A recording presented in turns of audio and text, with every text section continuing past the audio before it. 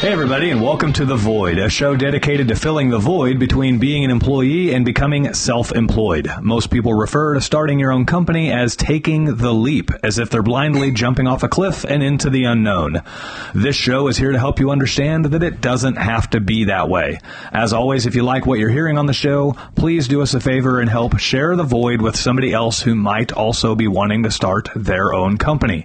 We saw an opportunity to help others understand that self-employment is well within your reach, and just as our businesses have grown organically and by word of mouth, we want this show to grow the same way. So if you see somebody asking questions about starting their own service-based company, please do us a favor and drop them a link to the show. I'm your host, Mitch Smedley, and with me as always is David Hilton. Mitch, David, how was your week, buddy? I know it's only Tuesday, but it feels like it should be Friday. It's been a minute. I was so slow on Monday. Yeah? Yeah. After the Chiefs dominated and won another Super Bowl. Yeah. Applause now. I can hear all of you clapping. There it is. Yes. There it is. I was so tired. I literally yelled at the TV for 3.5 hours. Yep.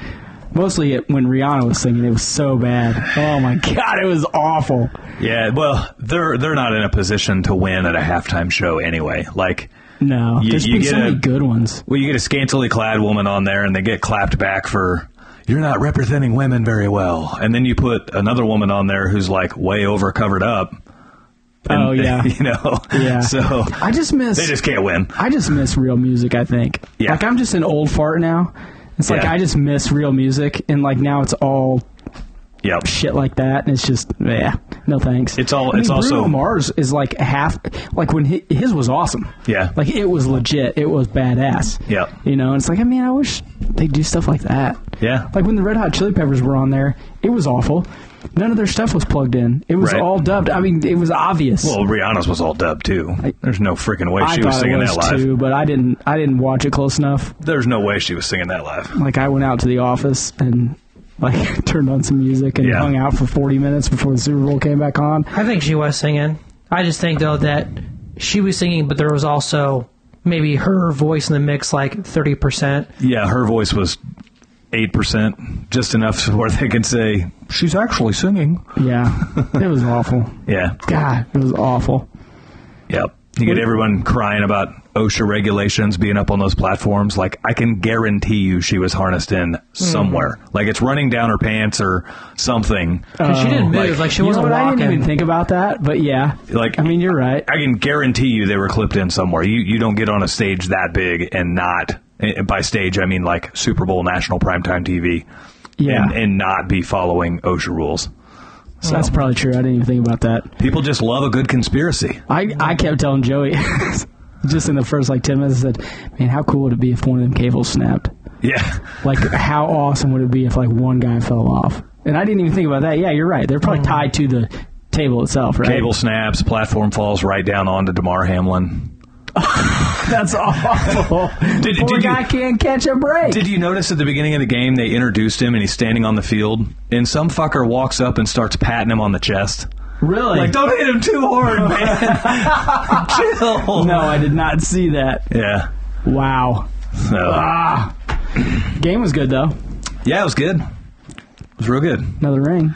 We Kick get their fucking asses. We got Super Bowl parade in Kansas City tomorrow. You gonna go? I don't know. I'm not going. We're kind of on standby. So because our neighbors 2 doors down, they work for the Chiefs. Well, he does. He'll be on the buses. He'll be in the parade. And so, dude, if you could get a seat on the bus, well, how fucking cool would that be? We're on kind of standby because they don't know what they're going to do with their kids. They want to get their kids on there, but they don't know if they can. Their kids are young. And so it's rowdy. Danielle's like, I'll be a nanny, like a onboard nanny. I'll wrangle the kids. Yeah, that's what you want. Danielle having 3 edibles and then watching your toddlers from the top of the bus. That's smart. Well, one for each toddler and then another for good measure. Well, they're going to have to be harnessed in for OSHA regulations. Call up Rihanna Danielle's watching figure out how to clip in. Well, my experience was because I've been doing social media a lot less, so I feel like I was able to enjoy start to finish. I'm like, Stable, this is cool, the national anthem. Okay, cool, Rihanna. This is a good game. Was good. And I came over to Mitch's. I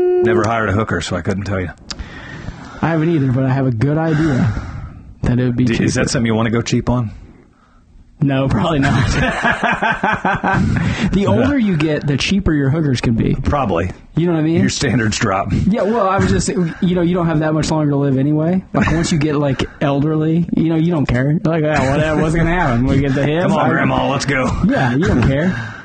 All right. Oh, my God. So we're off the rails. It's like the podcast I did by myself. And who knows what's going to happen. Chiefs had a good game.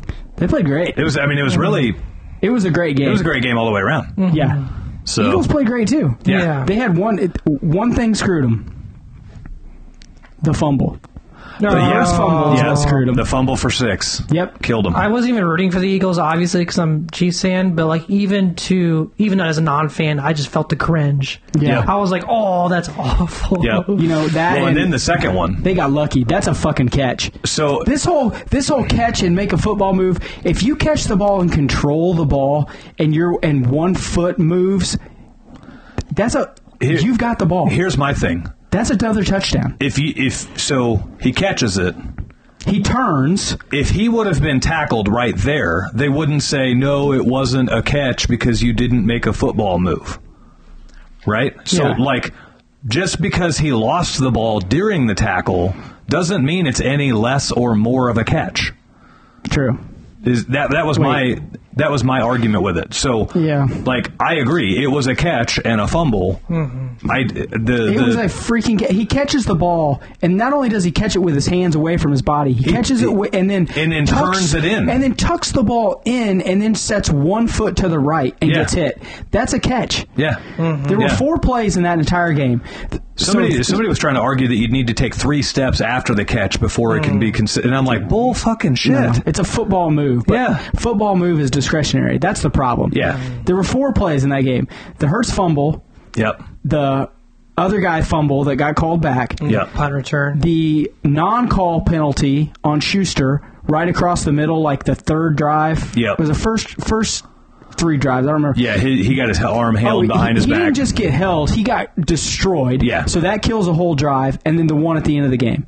Literally, that Super Bowl came down to 4 plays. Yeah. 4. Well, I shouldn't say that, but like the big punt return there were a lot of important ones. But you could say those 4 plays changed the game. Yeah. Yeah, and you got a whole lot of people crying about the holding call that they're thinking that the Chiefs paid off the refs or whatever. And well, that's because a lot of people lost money because they betted on Philly. Right. Which was a mistake. Because they were doing 53-47 or something like that. The defender... Sorry to cut you off. The defender admitted to it in the locker room. He's like, I tugged on the jersey. I know it was holding. I was hoping they didn't see it, but they did. Yeah. Okay, that should be the end of it right there. Yeah. But, all these fans are arguing about it, fans that the NFL doesn't even know exist. Not even fans. So Mark Levin is a conservative talk show host. Well, his monologue... I don't remember if it was last night or the night before, whatever. He said, "Oh no, that's a penalty." Not a penalty. He turns and you can barely see his hand on his back. No, the penalty was before that. When they made contact and he grabbed his shirt there and slowed him down 3 yards. People don't understand that these guys run so fast that if you just take away their momentum for half a second, it's a 5-yard difference or a 10-yard difference. Yep. I mean, it cost them 1 step. Yeah. What are you talking about? Yep. This is where sorry to cut you off again. Man, this guy, I don't know who. Where's Marcus's phone number? Well, just sorry. Go ahead. Well, I think Pat Mahomes is smart because from my perspective, it's almost like he saw holding. He did. And so he could just throw the ball anywhere at that point. Yes. And he was ready to threw call it out there and then was pointing at him, hey, that's a penalty. And then no Eagles players on the entire field threw a fit because they knew it was holding. Yeah.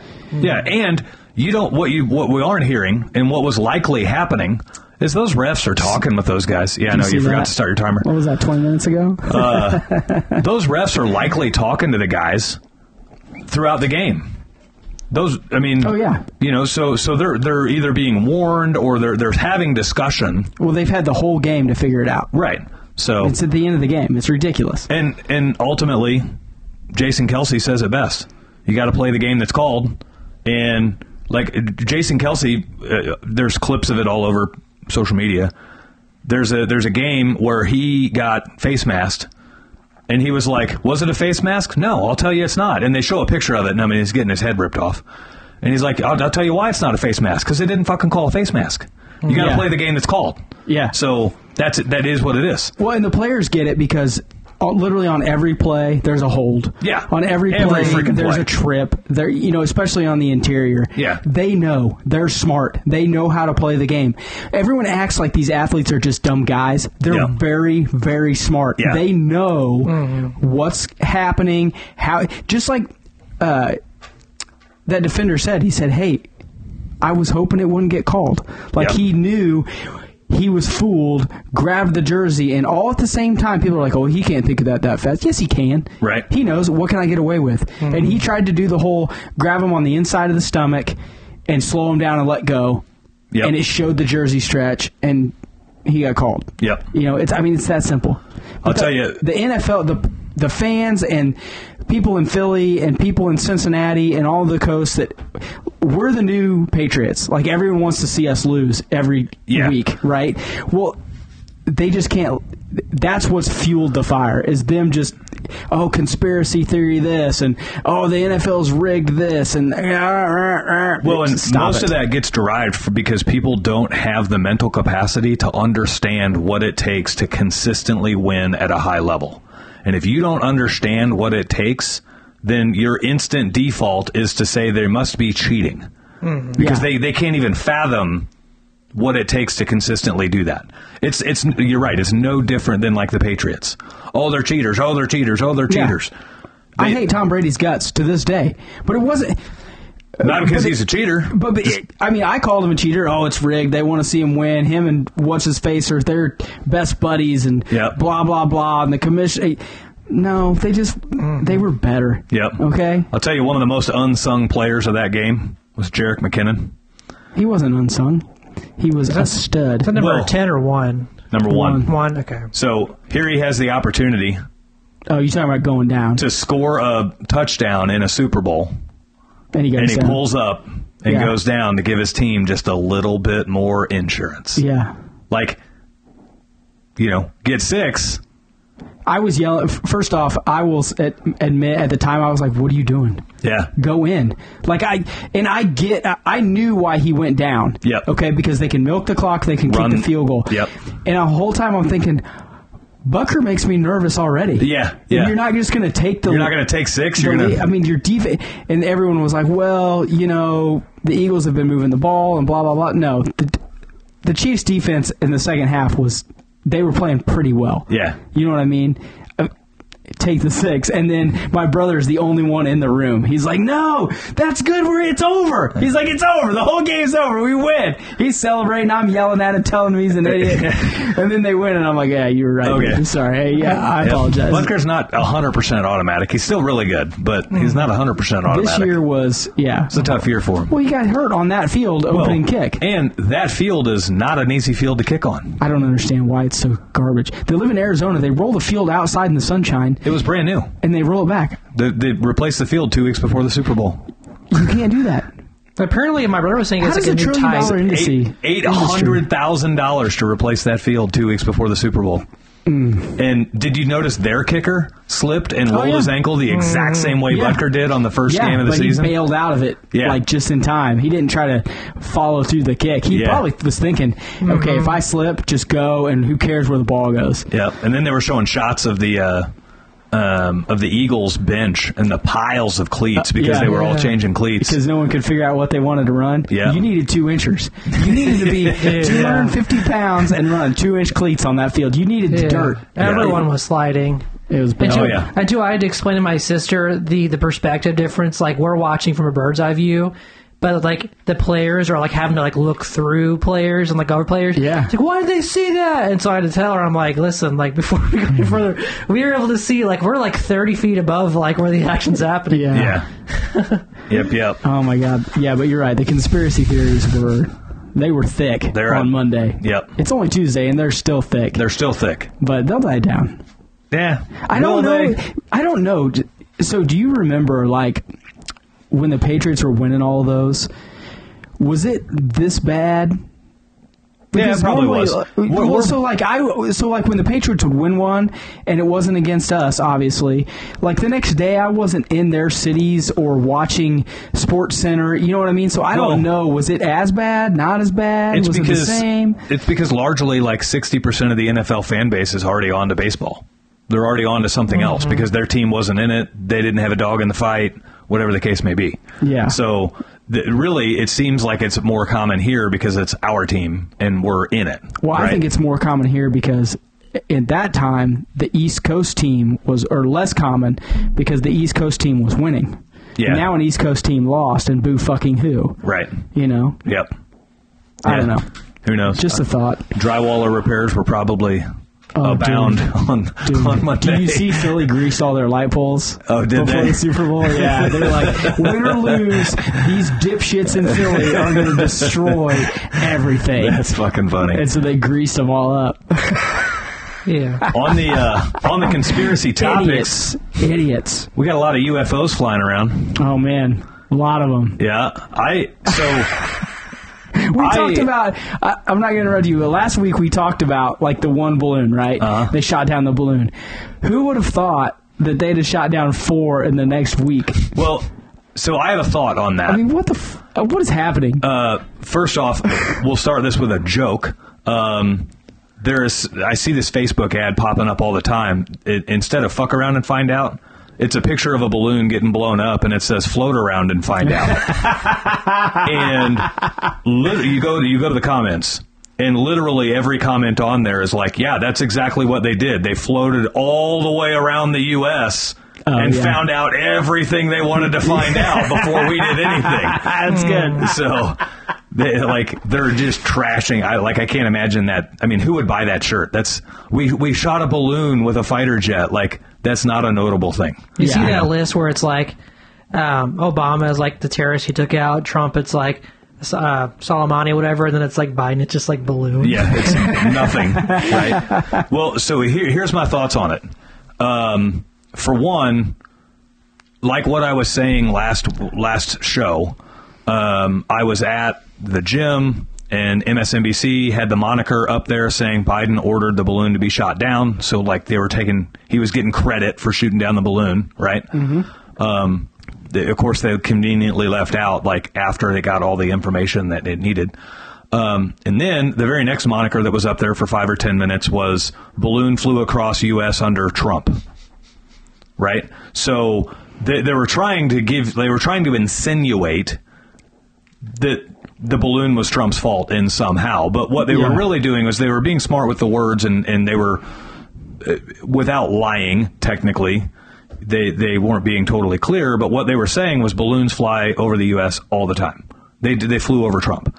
They flew over during Obama. They flew over during Bush. Like, this isn't a new thing. Yeah. But because it's topical, now you're going to hear about every unidentified flying object that gets shot down, right?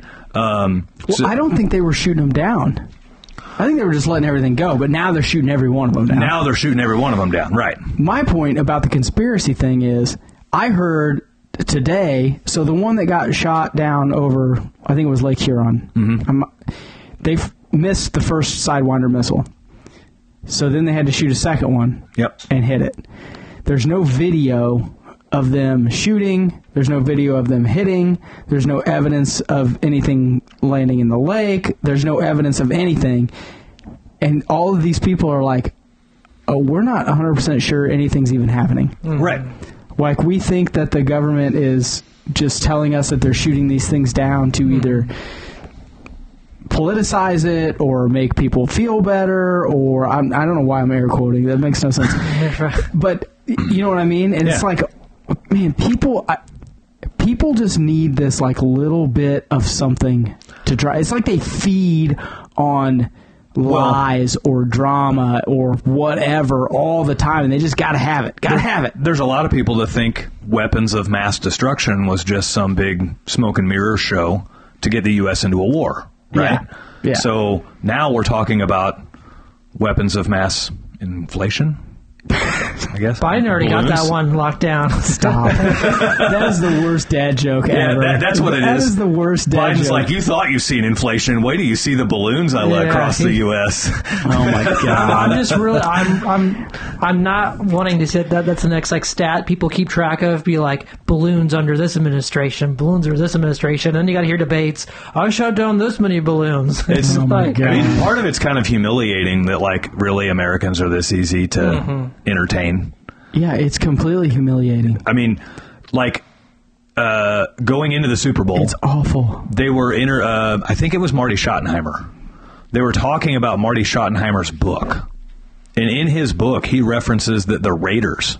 So Marty Schottenheimer, for those that don't know, he's a former head coach of the Kansas City Chiefs. In the 90s. In the 90s. A long time ago. In Marty Schottenheimer's book, he was talking about how the Raiders would fly spy balloons over Arrowhead Stadium during practice to gain intel and to get footage of it. And they got in trouble doing it. Yeah. Oh, wow. So, I mean, like, spy balloons are not a new thing. By no means. No, So- they're not. But, I mean, apples and oranges. I guess what I'm saying is, like, because this one happened this way and they got so much ridicule, you're right. Now it's the government going, well, let's just tell you about all, like, can you imagine how much shit the government does that we don't have any idea about? Oh, it's scary. And not bad stuff. I mean, for our benefit. Oh, right? it's scary. If they go take out a high value target somewhere Yeah. that we didn't need to be concerned about, well, they're not going to tell us about it. Like, Yeah. you know what I mean? Like, I've had this thing in the back of my mind saying that we could be in the middle of a war and not know it. I've thought that before, too. Because the war's fought differently now than it has been before. Like, I don't think wars are shot with guns anymore. I think wars are shot with, like electromagnetic pulses that take out power grids. I think it's wars are fought with data. I think wars are fought with, like, crypto. Like, not necessarily crypto, but like currency. I think there's a lot of that. You know what I mean? Goes on. They're just all Cold Wars now. Yeah. Except for you know what?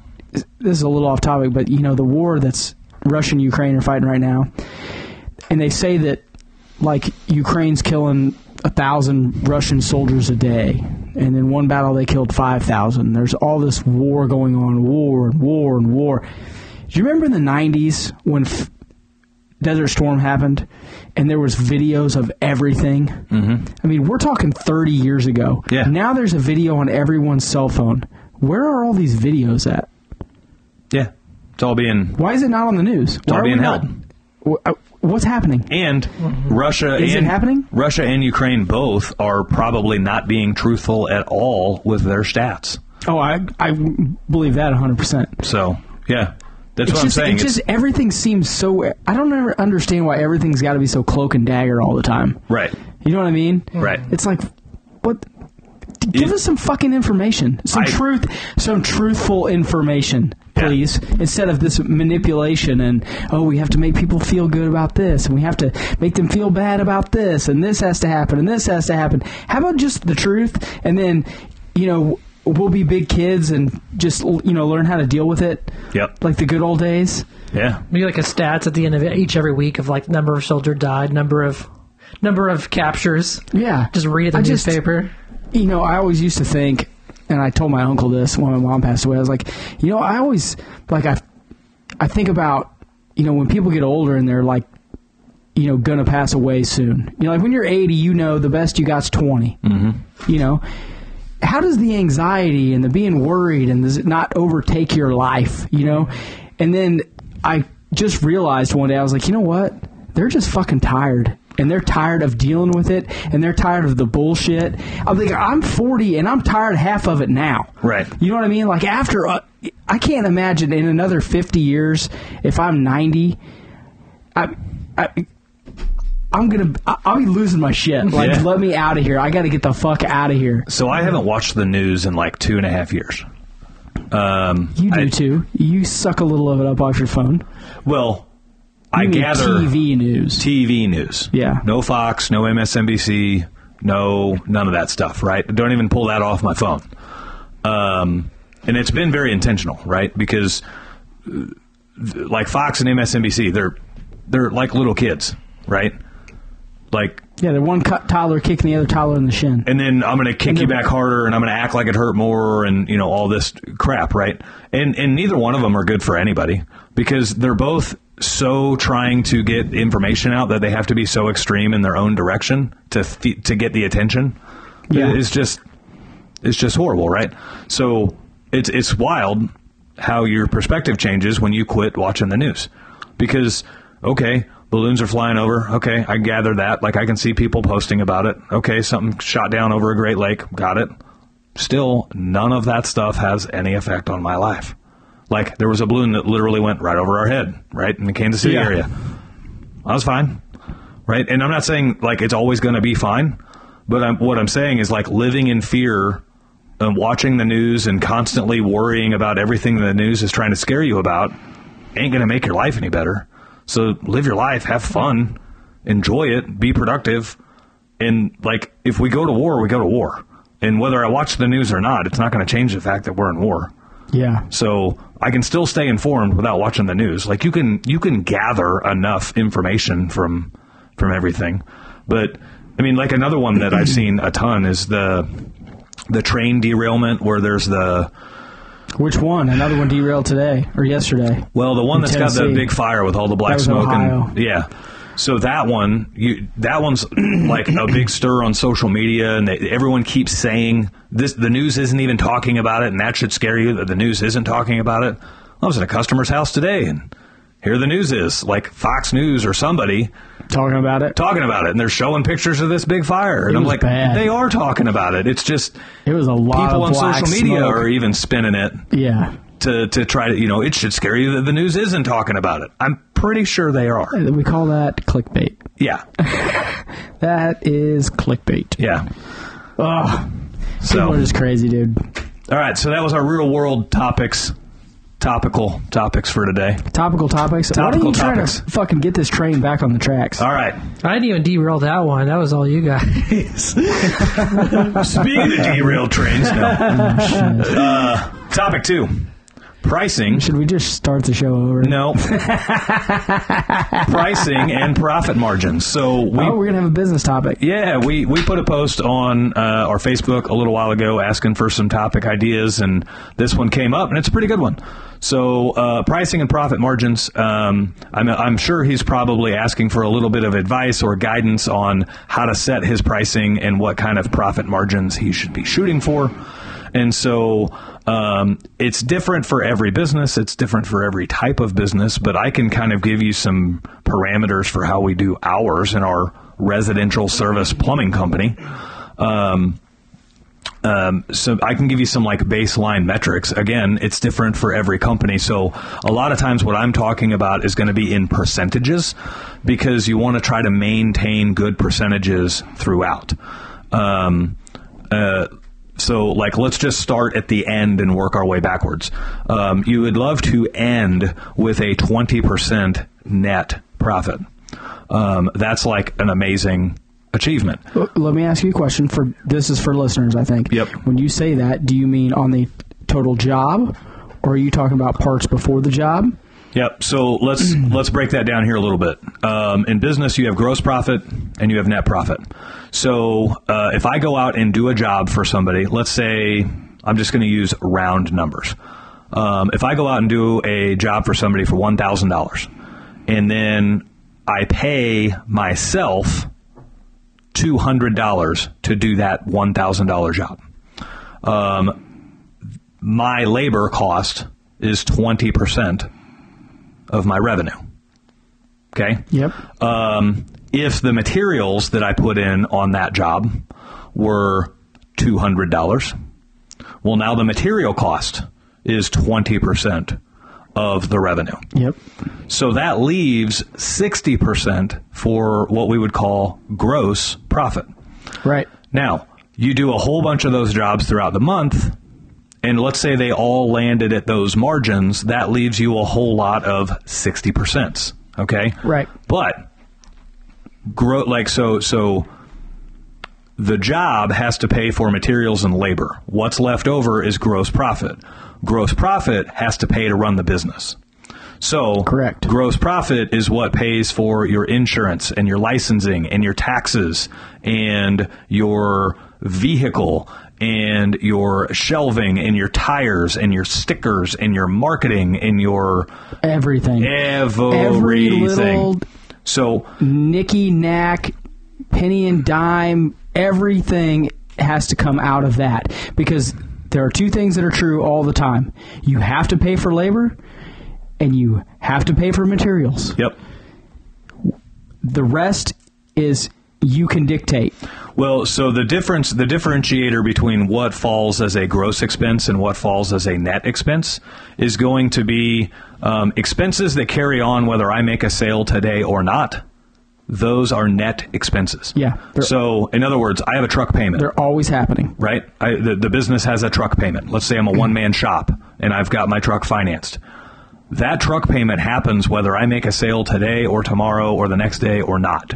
Right. So that truck payment is a net expense.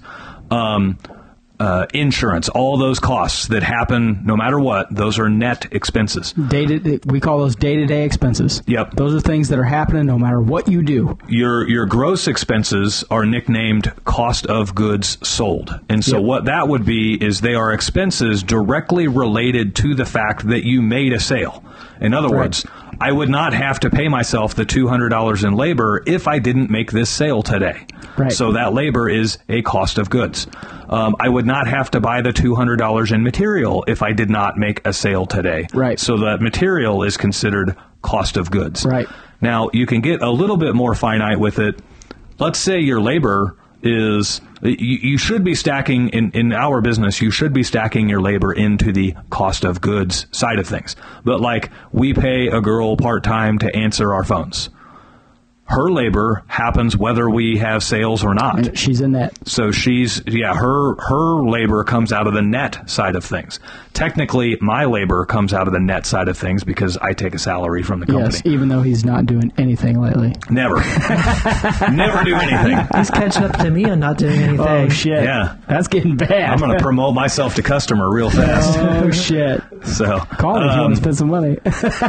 So now that you kind of understand those parameters, every business is going to be a little bit different. And when you are small, you get the luxury of having a lot more room and a lot more cushion.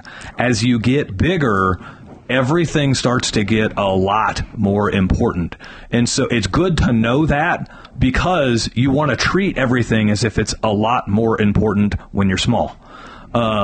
Because those expenses, especially the net expenses, start creeping up on you really fast. All the cell phones that you have, like for our company, all the cell phones that we have to have, all of the tablets we have to have, all of the truck payments that we have to have. Right. We're spending like $15,000 a week on material.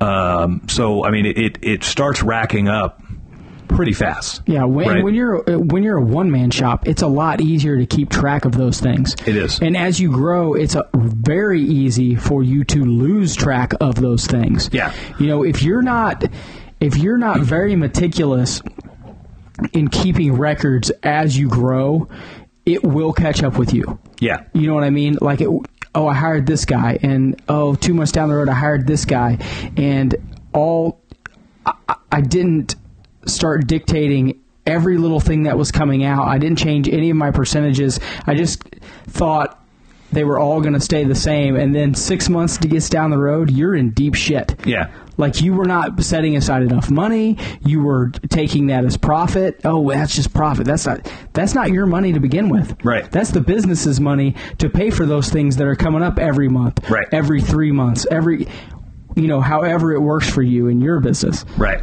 Right. So you're going to.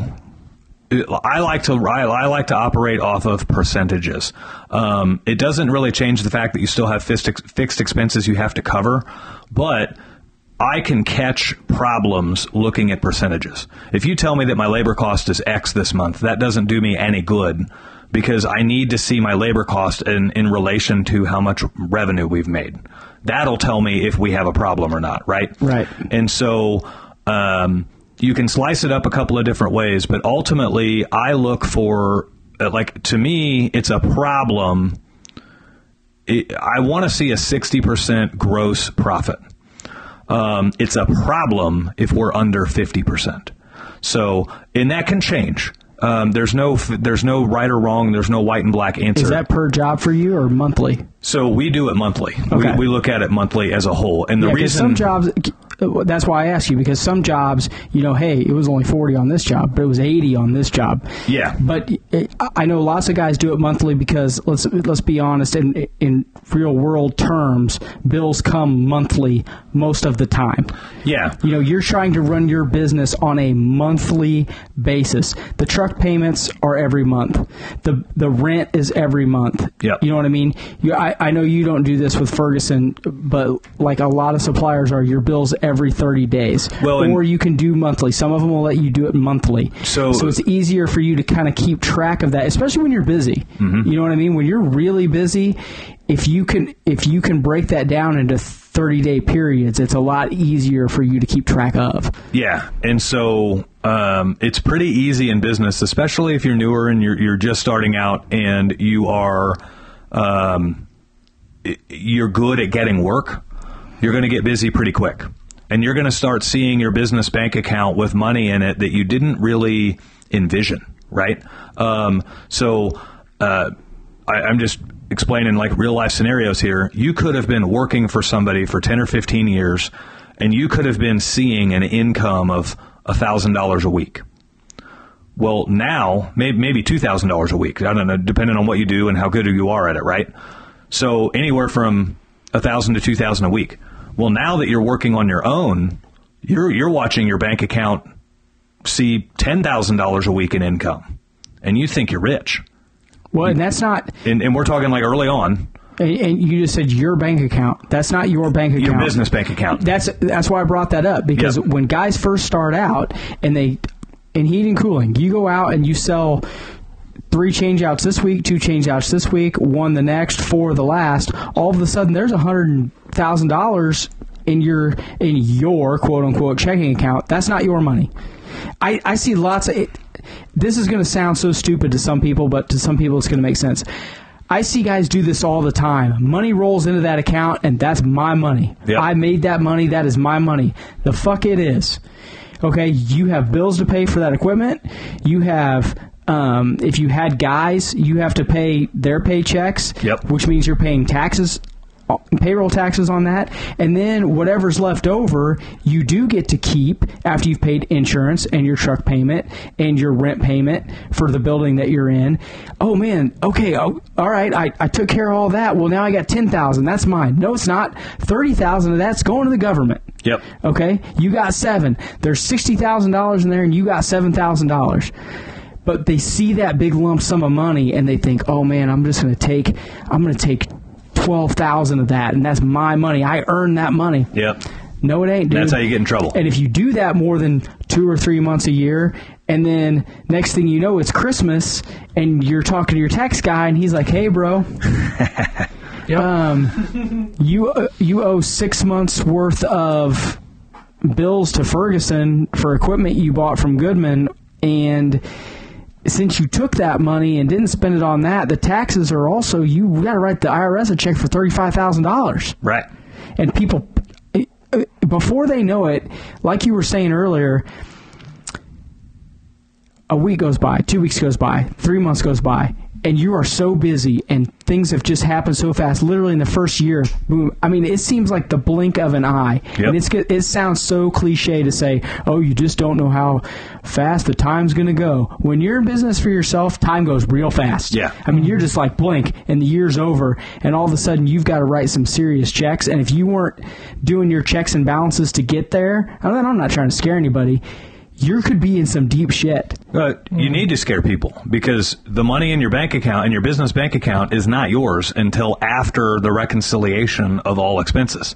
Right. And then what's left over, you can either choose to leave in the business and grow the business with, or to take as a bonus. Right.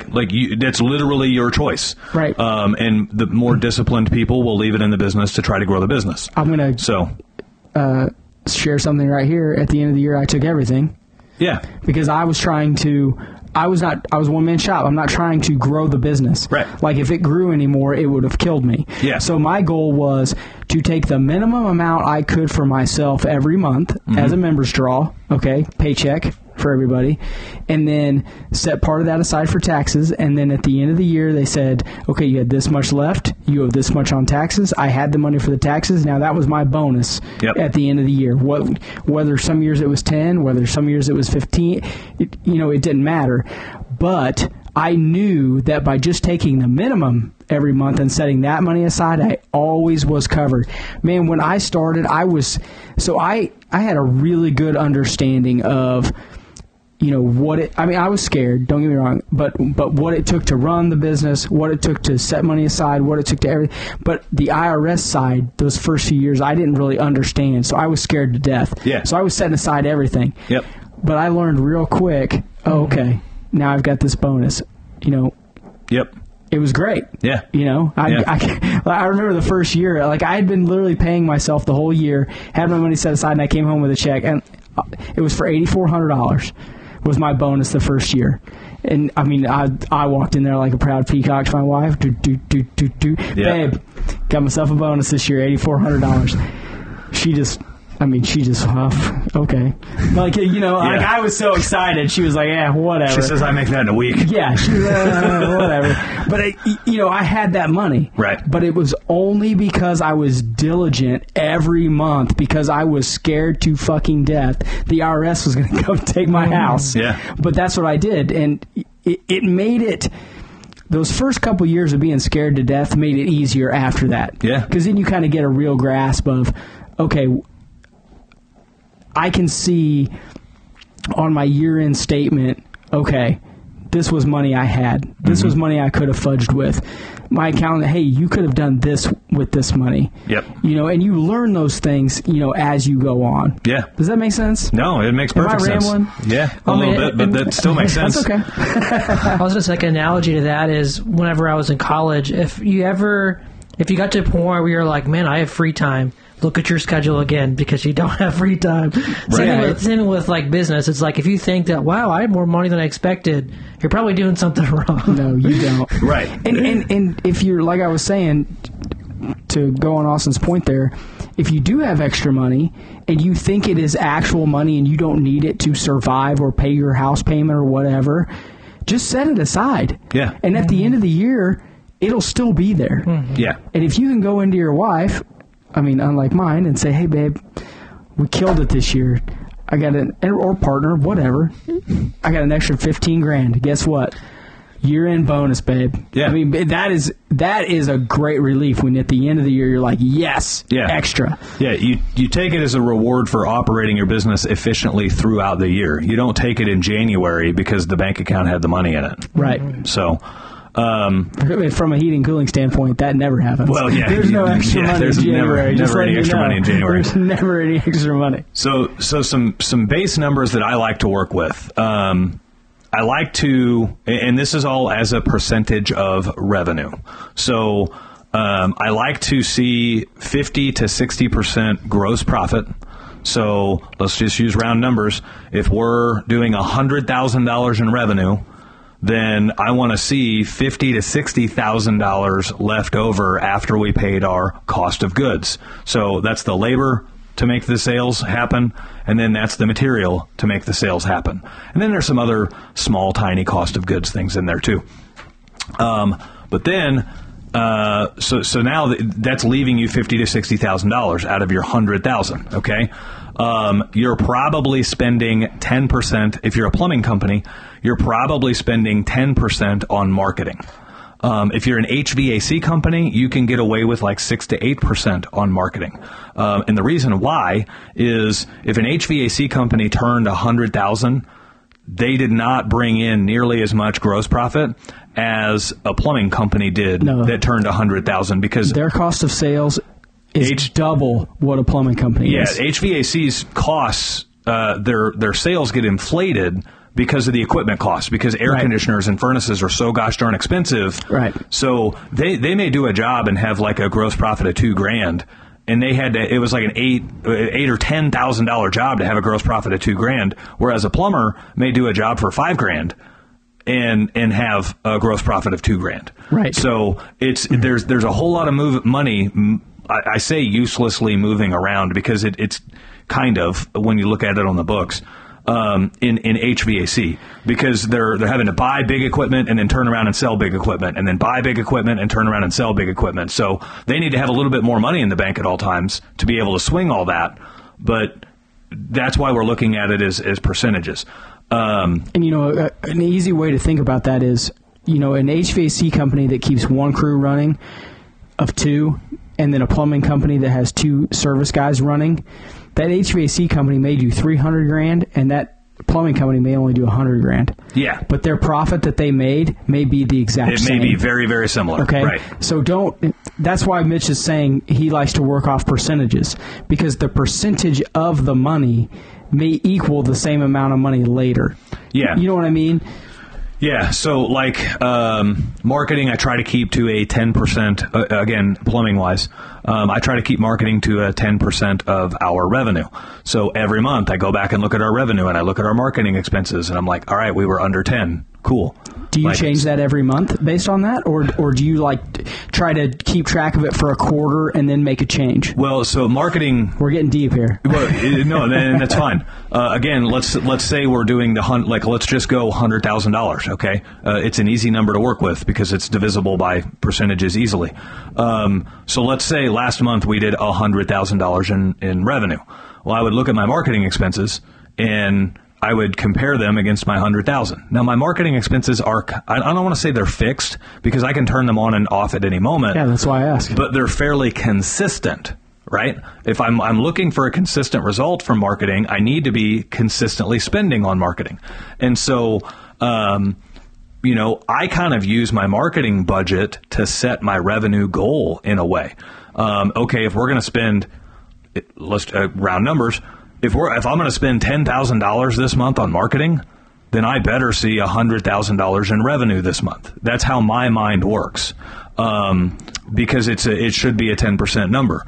And so if we didn't see $100,000 in revenue, I'm going to start diving down into why. And if it was because call volume was low, well, now I'm not getting a good return on my marketing. Right? Yeah, so that you need to shift your marketing. Yeah. I'm trying to think of some other big, your big 3 are going to be labor, materials, and then marketing. Everything else is so different when you're a tiny company because you may have vehicle payments or you may not, right? You could be spending, now granted, when you're a tiny company, you're probably not doing $100,000 a month in revenue. If you are, that's badass. You're not tiny anymore. Right. Okay. Right. You're moving up. Yeah. But all of those other things can change wildly. I've experienced this personally. Our first full year in business. So we started halfway through 2020. In 2021, we were working with all vehicles that were cash, paid for with cash. Well, then at the end of 2021, 22, we traded in those vehicles on new transits that were all financed. And so that wildly swung our expenses each month because we didn't have vehicle expenses, monthly vehicle expenses. They were newer transits, so we didn't even have repairs or anything. So we didn't have monthly vehicle expenses then. Now we have a lot of monthly vehicle expenses because we got payments on all these vehicles. So, little things like that on whether your vehicle's paid for with cash or not is going to change those things dramatically. So that's why I'll probably just stick to the 3 of your gross profit needs to be somewhere between 50 and 60%, and try not to spend more than 10% of your revenue on marketing. And then everything else is going to be subject to what you want to do with it, to whatever you see fit for the business. And just know that the goal is to finish out the year with a 20% net profit. And so, staying with round numbers, if you did $100,000 in revenue for the year, you would like to profit $20,000 from that. After you paid yourself. That's after taxes. Paid your that's everything. After you paid for everything. Yeah. Okay. I know some guys that will, they will only pay themselves, like I was saying earlier, the very minimum. You know what I mean? So for you, it's different. Yep. You want to see 20% profit, but what they wanted to do was pay themselves the minimum, and then at the end of the year, have that number be real big to inflate what they didn't pay themselves the previous year. Yeah. You know, instead of being 20, maybe it was 30, 35, 40. But, we've talked about this in some of the earlier episodes. If you have employees and you're running payroll, you want to be paying yourself a salary or a weekly check or however you do it, and then leave the rest of that to the end of the year. I mean, there's a ton of benefits. Why? I mean, Social Security, just having that extra at the end of the year, you're getting a regular paycheck. Audits, they're not looking at you taking a huge chunk of money and then having to worry about deciphering through everything else. One, it helps your peace of mind at home knowing you're getting that monthly check. Yeah. You know what I mean? It kind of keeps you on more of a regular keel that you're used to, especially when you first start out. Right. And that 20% really makes it nice for if you have had a successful year, you can have a healthy bonus at the end of the year. And there's nothing to say that at the end of the year, if it is 20% and it was $20,000 like you said, you don't have to take it. Right. I mean, you're probably paying taxes on it no matter what, unless you talk to your accountant, he says buy a truck, burn that money up, whatever. But you can have that money, and it is a real peace of mind that you've done everything right when you got to that point. Yeah. You know what I mean? Yeah. And that's kind of how I was operating early on, is I was paying myself a base salary. Regardless of our performance of the company, I knew how much I needed to keep our household running, and so I was paying myself that amount. And then if the company did well, I had plans for growth. So if the company did well, I had like a list of things that I wanted to buy to help grow the company. And so I would like punching items off the list, right. More trucks, more shelving, more inventory, more tools, all of that shit. So, growing a plumbing company is pretty fucking expensive. Yeah. So, well, any service-based trade company is expensive to run. Shameless plug. Look, that was a lot of information, right? And we are going to dive super deep into all of that type of stuff on the new Trade Winds program. Yep. That we announced last week. Yep. For those that have, already heard that podcast, that we're going to coach, consult, be one-on-one with you if you want to be part of that. Yep. So for people that didn't listen to the show last week, we have a program coming out called Trade Winds. Trade Winds. W-I-N-S. There's no D. Winning, right? Winning in the trades. It is a multi-level mentorship program where you can pick your investment and how much you're looking to get out of the program. We are putting together video courses that you can really just listen to. There's probably not going to be a ton on the video, but they'll still be there. And so the video courses are going to go through step by step all the things that you need to factor in to have a good, successful business. Well, there's going to be a lot of information, but as far as the video and me making gestures, there won't be a lot of that. Yeah. And then on top of that, we're going to have like monthly group Zoom calls where we'll be able to dive into more detail with you. But then the back end of the Zoom calls open up to like question and answer stuff. And then towards like the middle and the upper levels of this program, you start getting one-on-one Zoom calls with us to where you can talk directly to us instead of in the group setting. And then there's even more group Zoom calls in there as well. So a lot of guys start out their businesses and they don't necessarily like they're able to know what's wrong, but they don't really know what right looks like. Yeah. And so that's part of the foundation of Trade Winds is like we've kind of charted the course and set the journey for you.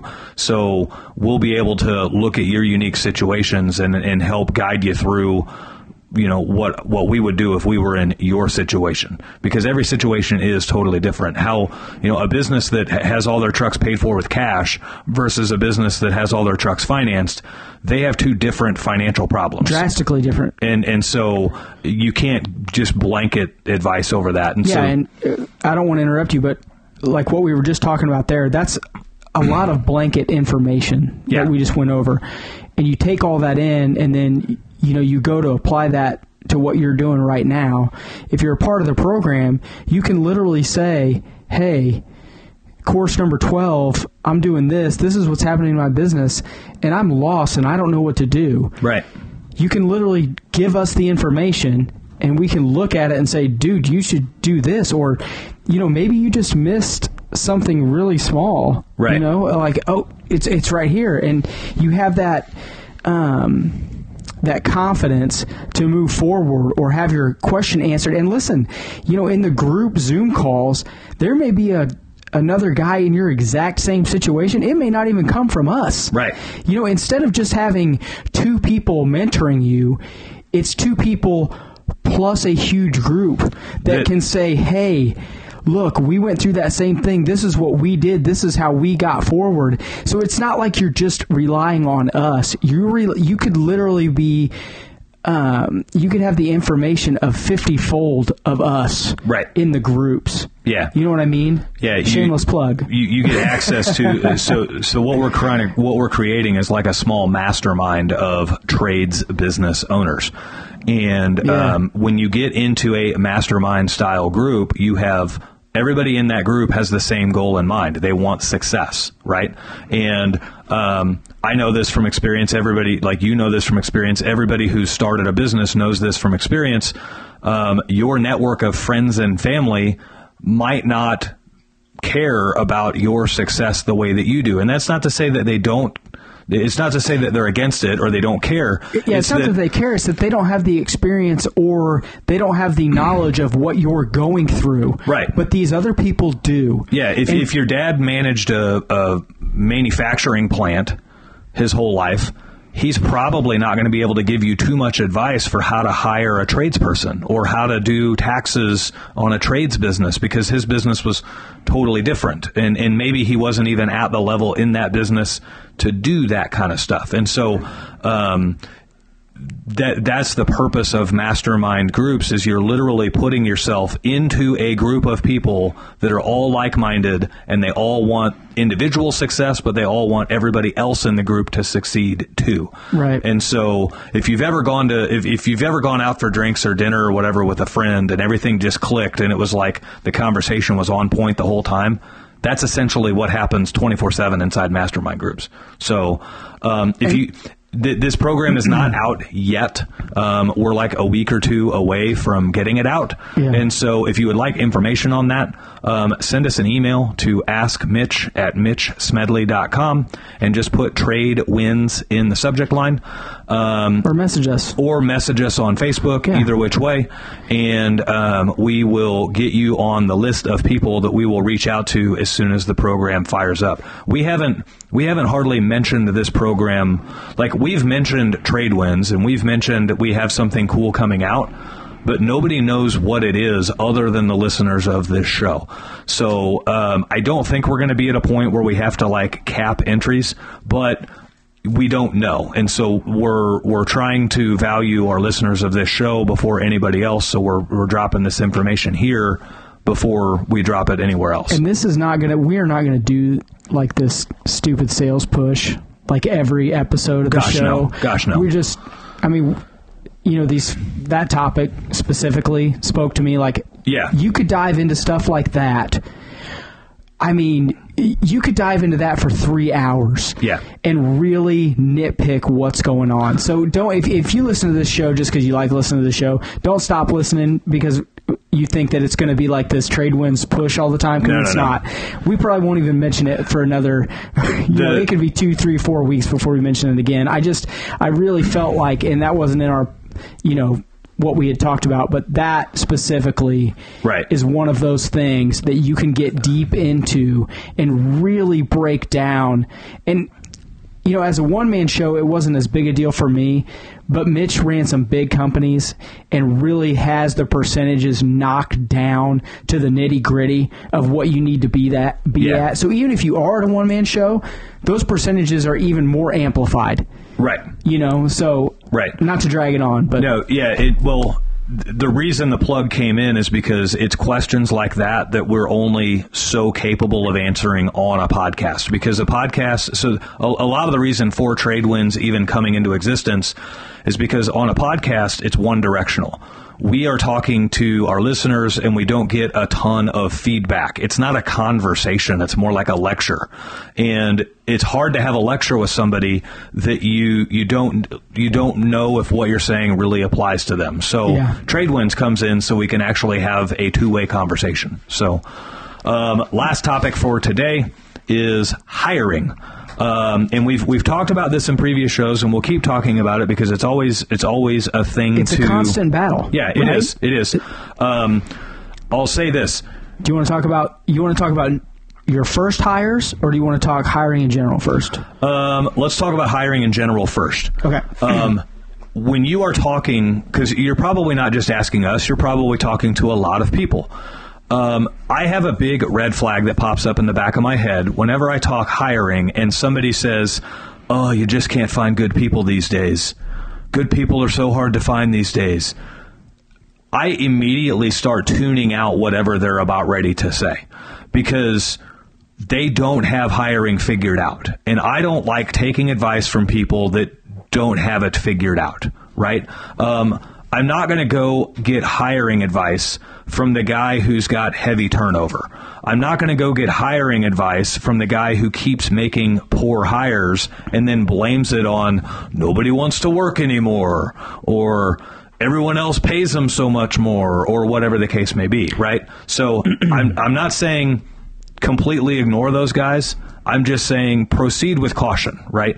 A lot of times you hear guys say, well, I'm worried about hiring, and I'm worried because people say, just like you said, I can't hire anybody, I can't find any, or I can't find, what pisses me off the most, I can't find or keep anyone good. Yep. Do you mean that you can't keep anyone good because you're a piece of shit and you're not paying your guys? Or do you mean, that's what Mitch means by that. Yep. If you hire your men, women, okay, and you treat them well, okay, if you're treating them well, they're not looking to leave. Right. It sounds so basic and so common sense that it sounds stupid, but that's really the truth. Yep. If someone goes to work for someone and they say, look, after 6 months, we're gonna get this retirement thing figured out, and I'm gonna give you retirement, and we're gonna keep rolling. And then 6 months rolls around, and you ask the question, hey, when's that retirement start? When do we start talking about that? And they blow you off. Or it doesn't happen. And then 7 months. And then 8 months. That person's leaving. Yeah. It's very simple. They were told one thing, and then they didn't get it. Yep. That is the main problem with the arrogant, like you were talking about, you tune them out. Those are the arrogant losers that you see at trade shows or you see at Ferguson when they're doing the continuing education classes, right? Or free lunch on Thursdays. Or free lunch on Thursdays. Yeah. Do they still do that? Oh, I mean, maybe not on Thursdays. Okay, I thought you meant that you're Ferguson specifically. But yeah, you're talking to those guys and they go up there to puff their chest out and they're, well, I just can't keep nobody good. Well, maybe it's because you're a jackass. Yeah. So rule number 1. If you get a good employee or employees, actually I shouldn't say that. Let me rephrase that. If your system is in place to retain good employees, you will retain good employees. It's that simple. So a lot of what David is dancing around is most people aren't cut out to be employers. Yeah, a lot of them aren't. Especially a lot of our listeners. They're currently employees. They're currently thinking they want to start their own business, and they're having a hard time understanding that once you own a business that has employees, your customers are now your employees. The business's customers, those are the employees' customers. So you need to separate yourself. So like I look at it right now, like my sole job is not to take care of our customers. My sole job is to take care of our employees. And if I do that well enough, our employees will take care of our customers. And there's a lot of people that start businesses that can't let go of that control. And they hire people immediately in the back of their mind. They're thinking there's no way they're going to be able to take care of the customers like I do. Well, that's not the right mindset to have. The mindset is I need to make sure they have the training and every tool they need to take care of them like I do. Yeah. That is the mentality that you need to have. Yeah. And this is a common problem. This isn't just in the trades. This is everywhere. That is everywhere. I'm in a mastermind group, and these businesses are doing millions of dollars a year in revenue, and they're still bitching about employees. And it's really cool because, again, in these mastermind groups, they'll just get called out. And they'll be like, that's why I'm not in any mastermind groups. Literally, there was a guy sitting right next to me that said, I've gone through 3 employees and I just can't find anybody to work and nobody wants to work and all this stuff. And it's like, well, what are you paying them? Well, I'm paying them X. Okay, when you were doing that, what were you making? And I want to say he was paying his people like $60,000 a year. Well, when you were in that role, what were you making? Well, I mean, I was giving myself a salary of like 90. Well, okay. Hire a $90,000 person to do that role. Well, I can't pay him what I was making. Why not? Mm-hmm. Like, if anything, you need to be setting it up to go the other way, to where like you almost have to plan on paying your people more than what you were making because you're taking the sacrifices to grow the company. So you are making less. Well, yeah, man, you could get into it real deep there. You can. I won't say anything about that. The summary of that is a lot of people that bitch about not being able to find good help, they ain't paying them shit. Yeah. Well, guess what? You're not going to find good help because good help knows what they're worth. Good help is going to command a good wage, right? Yeah. So like when I was building out my models and my visions for how we would hire, like I know the industry averages on what guys make and all of that stuff. It was literally my goal to pay the guys more with us than they'll make anywhere else. It wasn't, I want to get the best guys and pay them as little as possible. And that's where most guys go wrong. And then they default out to, you just can't find good help. Well, no, it's because they can make more money and have less stress working somewhere else. And I will say, especially right now, I mean, let's be honest, we are in a little bit of a weird climate as far as, work. A lot of people quit working and just didn't go back to work. And so it is, quote unquote, hard to find the people, but that's on you to find them. But when you find them, take care of them. Mm-hmm. And if you take care of them, they won't leave. Yeah. You know what I mean? It is hard to find good guys. Yep. But if word does get out there that you're paying more and that you treat your guys more, and they will come to you. And you follow through on your promises. It is easier for them to come to you. Now, as far as finding those people, there's something to be said for it's harder to find them. I will give you that. Here's the easiest way to handle that. I won't finish. Go ahead. Plan on... I'm kidding. Go ahead. Plan on treating your people like winners and telling them from the moment they work there that we're building a team of winners. And once you fully understand how we treat our people here and what it's like to work here, I expect that you are going to help spread the word. Once you know what it takes to work here, because we only hire winners. We don't hire losers. And so we don't keep losers. We don't keep, so they can slip through. Sometimes they slip through. They slip, Mitch. So I've slipped through plenty. You're making a joke at Austin. Yeah, Dave looked right at me. No, I was talking about somebody else. Yeah, I know. You know what I'm talking about. So, but yes, I was looking at Austin. So sometimes they slip through, but we only hire winners. We only retain winners, and we want our winners to enjoy other winners working here. Right. So everyone knows winners. And here's the crazy thing. The winners can spot loser companies. And a winner is never going to come work for a loser company, ever. No, they don't. So rock stars don't work for loser companies. And you know what? They make mistakes, but it's not for long. Right. I'll say this. And I'm gonna say part of this was my mentality of how I wanted to treat people when we started. Part of this was successful implementation of kind of the winner's mentality. I hired one plumber, and a month later, I hired another plumber that I didn't have to recruit. I had to talk to, but my first plumber said, hey, I know this guy. He'd be great here. Okay? So here comes plumber number 2.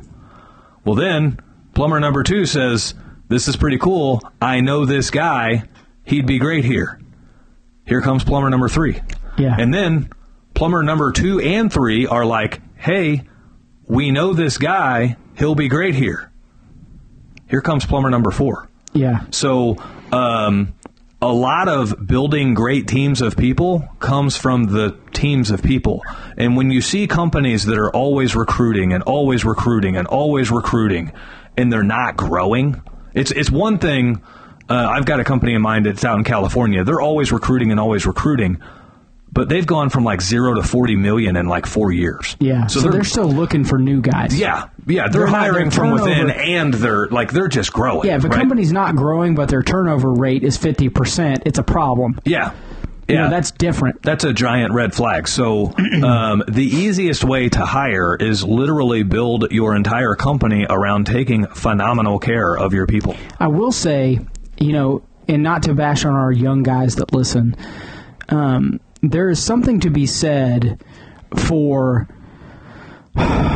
Mitch worked at a bunch of different big companies. Mm-hmm. I have worked for just a couple companies, but for a long time. And it is easier for guys that have been around the block as employees for them to have a real goal of how they want to treat their employees when they own their own business, because they have seen it all. Yep. Okay, and so this isn't a slight to the young guys that are going out on their own, because to be honest, I'm more proud of you guys than I am you old guys, because it took me a long time. Yeah. And those young guys, like the kids that we had from Aristocrat Detailing, that were 22 and 24, I think that was their age, that just jumped out and said, fuck you, we're doing it. I mean, I have more respect for them, I think, than I do myself. Yeah. You know, as far as starting a business, because I was a chicken shit for a long time. Yep. But the young guys, it's easier for them to just start hiring people because they don't have a real sense of what it was like to work for someone for 10 years. Yeah. And it may be more of a struggle for them to start out. But if you're listening to this podcast, take some of that stuff to heart and say, hey, if I still was doing this on a daily basis for much smaller pay than I am as the company owner, if it's a small shop, what would I want to stay here? Right. Would I want? I would want X amount of dollars. I would want X amount of vacation. I would want retirement. I mean, all companies are different. I'm not just talking about the trades. I'm talking about, companies in general. What would it take for me to be happy and stay here for a more prolonged period of time?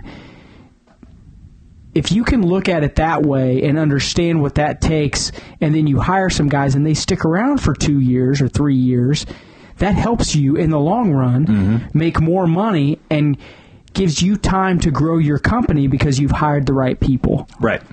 Right. You know, and I mean, I think there's something to be said for that. You know, you were in management for a long time, and it took a long time of getting shit on to realize, what does it take to keep good guys around? Yeah. You know, you didn't learn that in 5 years. Gosh, no. You know? Well, and so I've seen all kinds of different management dynamics, too. I've been in management where I was in sole control of hiring and firing. I've been in management where people were hired and I was just forced to manage them. And I've been in management where people were hired that I was telling them, do not hire that guy. That guy is a giant problem. Well, they would hire him anyway. And now I still have to manage them, right? Yeah. And I can tell you from experience, go with your gut, for one. If your gut says go for it, go for it. If your gut says, I don't know, you're probably right. You're probably right. Also, you can teach skill, but you can't teach give a shit. So if a guy's got passion and he's got energy and he's got a level of give a shit, that's probably a good guy. If he's got heart, that's a good guy. You can, if you're a plumber, you can teach somebody how to do plumbing. but you can't teach somebody how to show up for work every day. Yeah. You can't teach somebody how to show up even though they're not feeling the greatest today. You can't teach somebody how to not lose their cool in front of a customer. Like, those are all things that are just foundational. They're ingrained in people. Yeah, they're inherent in those people. Yeah. And so, and as adults, it's their job to figure that part out. It's not my job as an employer to get my guy to work every day. It's his job to get to work every day. It's my job to give him the tools to succeed. That's right. So, hiring can be difficult, but if you approach it from the mindset of, I want this place to be the best place to work ever, and you constantly keep that in the front of your focus, you will likely not have problems hiring people. So just kind of keep that in mind. So we've run way long on this show, but it's only like 115, 120. Yeah, something like that. It'll be all right. But guys, if you love what you heard, please do us a favor and help share this show with somebody else who might also want to hear it. If you would like more information on trade wins, shoot us an email at askmitch@mitchsmedley.com, or reach out to Dave or I on Facebook if you're friends with us on Facebook, and send us a message. So other than that, we will chat with you later. I love you guys. See ya.